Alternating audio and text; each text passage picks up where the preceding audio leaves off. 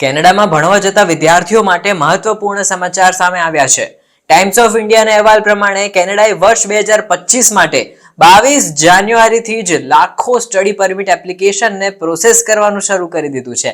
Canadian federal ગવર્મેન્ટે 5,05,162 એપ્લિકેશન્સને આ વર્ષ દરમિયાન પ્રોસેસ કરાશે એવી જાહેરાત કરી દીધી છે. આ તમામ એપ્લિકેશન ઇન્ટરનેશનલ સ્ટુડન્ટ્સની છે જે કેનેડામાં સ્ટડી પરમિટ માટે અરજી કરી રહ્યા છે. આ અંગે કેનેડા ગેજેટમાં નોટિફિકેશન જારી કરવામાં આવી હતી, જેમાં જણાવાયું હતું કે તેમને જે કેપ નક્કી કરી છે એની સંખ્યાથી જો વધારે એપ્લિકેશન એમની સામે આવશે તો તે લોકો એ વધારાની એપ્લિકેશન રિજેક્ટ કરી દેશે અને રિફંડ આપી દેશે. આ માત્ર 5 લાખ સ્ટુડન્ટની એપ્લિકેશન જ અમે આખા વર્ષના સમયગાળા દરમિયાન પ્રોસેસમાં લઈશું એવું એમનો આંકડો દર્શાવે છે. હવે એવું જરૂરી નથી કે કેનેડા જે બધી જ એપ્લિકેશન 5 લાખ આવી છે એ બધી એક્સેપ્ટ કરી દેશે. આ 5 લાખમાંથી પણ રિજેક્શન રેટ તો એમને જેવો ફાવે એવો રાખશે. એ લોકો જે રિજેક્ટ થશે અને રિફંડ મળશે કે નહીં એ પણ એ બધા લોકો પૂછી રહ્યા છે.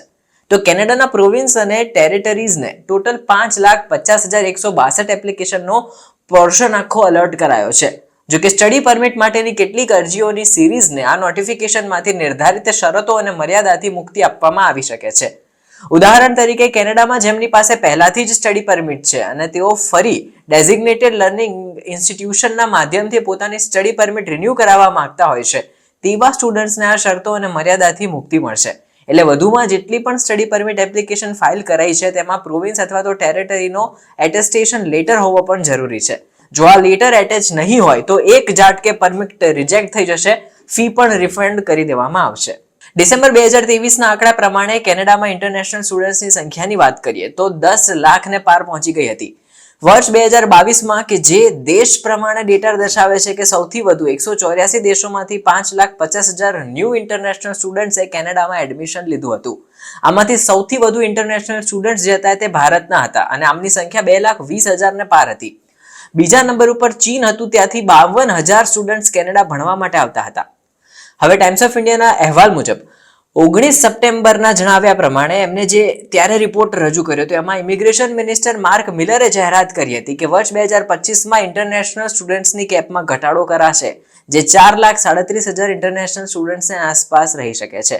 જોકે છેલ્લા 2 વર્ષની અંદર ભારતીય વિદ્યાર્થીઓની કેટલીક સ્ટડી પરમિટ ઇસ્યુ કરવામાં આવી છે એની કોઈ ચોક્કસ માહિતી નથી મળી, પણ કેનેડામાં કોસ્ટ ઓફ લિવિંગ વધી રહ્યું છે, જોબ ક્રાઇસિસ વધી રહ્યા છે, તેવામાં post graduate study program restrictions ઉપર પણ રાખવામાં આવી શકે છે. ભારત અને કેનેડા વચ્ચેના સંબંધો ખાટા થઈ રહ્યા છે. આની અસર પણ આ પ્રોસેસિંગમાં પડી રહી છે. ભારતીયોની કેનેડા જતી જે સંખ્યા છે એમાં પણ મોટો ઘટાડો જોવા મળ્યો છે. રિજેક્શન રેટમાં પણ આનો અસર જોવા મળી રહ્યો છે. એટલે કે આગામી સમયમાં કેનેડામાં કેટલા ઇન્ટરનેશનલ સ્ટુડન્ટ્સ ભણશે અને કેટલા લોકોની સંખ્યા ઘટશે એ આધારે કેનેડા જે છે તે વધારે નિર્ણયો લઈ શકે એવું લાગી રહ્યું છે.